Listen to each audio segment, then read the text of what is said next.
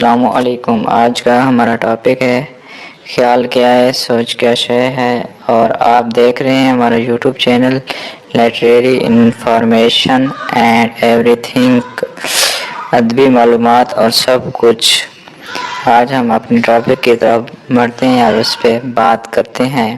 کیا ہم واقعی سوچتے ہیں؟ ہمیں ایسا لگتا ہے کہ ہم سوچتے ہیں، جبکہ حقیقت اس کے برعکس ہے۔ انسان ہرگز کچھ بھی نہیں سوچتا، ہم صرف محرک کا جواب دیتے ہیں۔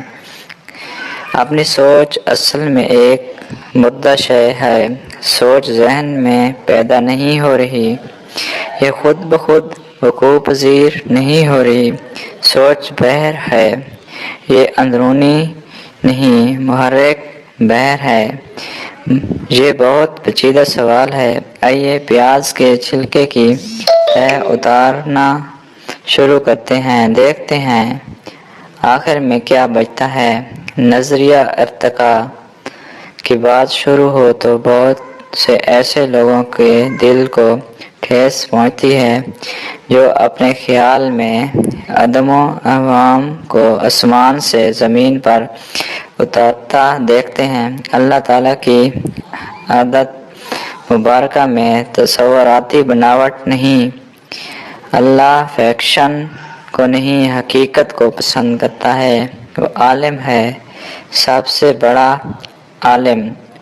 وہ کوئی بھی ایسا کام نہیں کرتا جس کی کوئی علمی بنیاد نہ ہو۔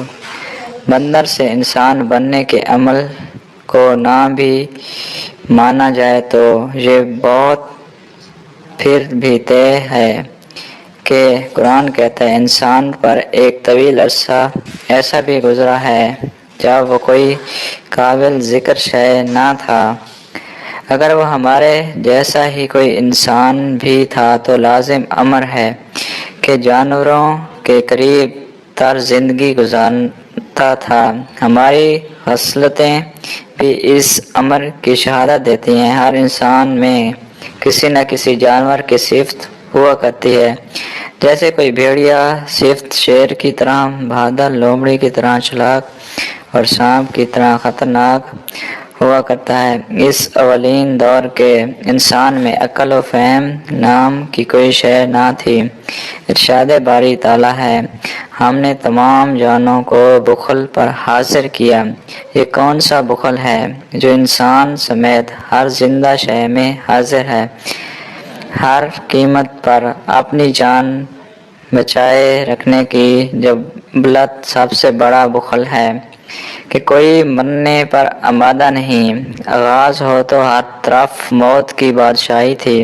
انسان کے پاس عقل تھی نہ ہی علم۔ نتیجہ یہ تھا کہ دوسرے جاندار، تمام جاندار کے ساتھ انسان بھی تیزی سے مر رہا تھا۔ ہر شے اس کی دشمن تھی۔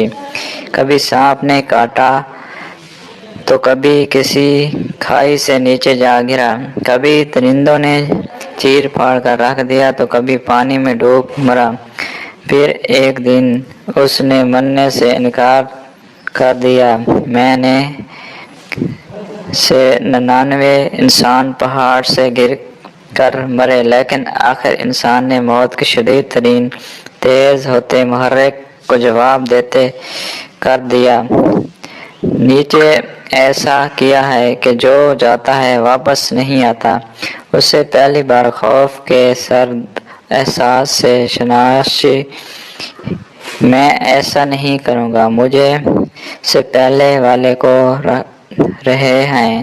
حادثہ ٹل گیا، وہ بچ گیا، زندگی کو قرار آنے لگا۔ انسان نے اسے سیکھنا شروع کیا اور پھر سوچتا ہوا انسان بن گیا۔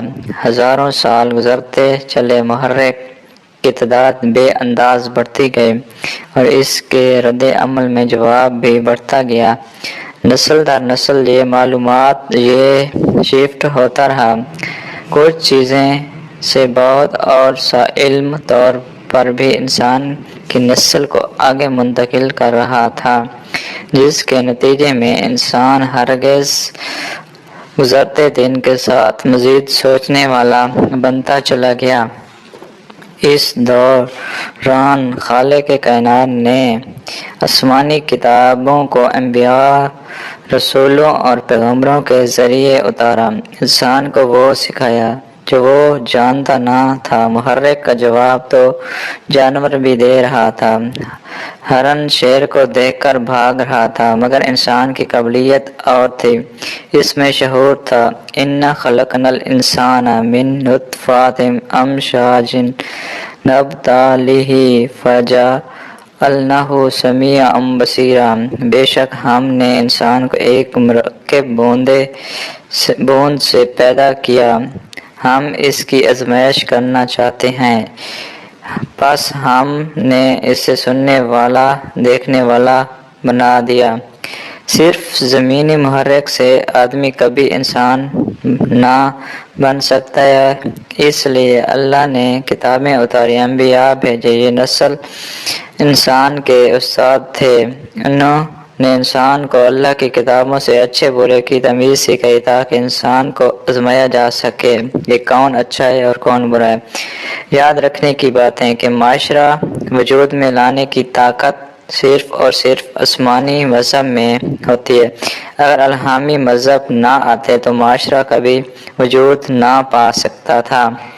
انسان سوچتا نہیں ہے، محرک صرف محرک کو جواب دیتا ہے، کرتا ہے۔ خیال ایک میموری ہے، یادداشت ہے۔ ذہن میں خیالات کی مخصوص ترتیب یعنی ہوتے ہیں، جیسے ایک محرک ہے جس کا جواب پاؤں ہے، مگر اس کا ایک ہے جس میں ایسی تمام میموریز ایک ہی جگہ محفوظ ہیں جن کا تعلق جوتے اور پاؤں سے ہو سکتا ہے۔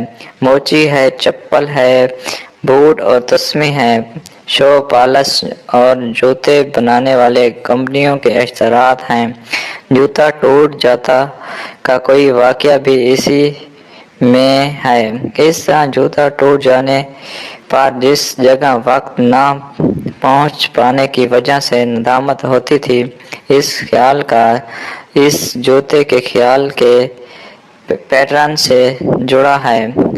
یہ پیچ اور در پیچ خیالات کا ایک لا متناہی سلسلہ ہوتا ہے جو یادداشت کی صورت میں ہمارے ذہن میں محفوظ ہوتا ہے۔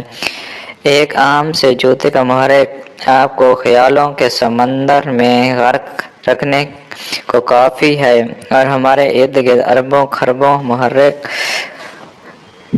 موجود ہیں جو ہمیں ہر وقت مصروف خیال رکھتے ہیں۔ خیال اور شے اور سوچ ہے، خیال بر کی طرف ہے، چھوٹا ہے، لپ کر آتا ہے، یہ محرک کا جواب ہے، اسے خیال کہتے ہیں۔ خیال کبھی بھی قائم نہیں رہ سکتا یہاں تک کہ آپ اسے قبول نہ کر لیں۔ آپ کے قبول کرتے ہی اٹینڈنٹ کرتے ہیں، خیال سوچ میں تبدیل ہو جاتا ہے، اسے سوچنا کہتے ہیں۔ اب آپ یادداشتوں کے سلسلے میں بھٹکنا شروع کر دیتے ہیں، یہاں تک کہ تصورات شروع ہو جاتے ہیں اور پھر تصوراتی دنیا آباد ہو جاتی ہے۔ انسان کو اپنے خیالوں سے سوچتا ہوا تصورات کے جہان آباد کرتا ہے، لوگوں سے مطلع لیتا ہے، گزرے چکے واقعات کے دہراتا ہے، خیالی کامیابیوں کے جھنڈے گاڑتا، محبوبہ سے ملاقاتیں کرتا اور اپنی سوچوں میں امارات کی بلندیوں کو جاتا ہے۔ انسان یہ سب ذہنی خود لفظی ہے جس کا کم یا زیادہ، کچھ عرصہ تا دیر یا ہمیشہ ہم سب شکار ہوتے ہیں۔ موضوع کی اطالت کا خطرہ نہ ہو تو صرف ایک موضوع ہی پر کتاب لکھی جا سکتی ہے، لیکن مقصد چونکہ صرف نفس کی پہچان ہے، اس لیے اسے تشنا چھوڑ کر آگے بڑھنے کے سوا کوئی چارہ نہیں۔ Please subscribe my channel. Thank you. Watch my video.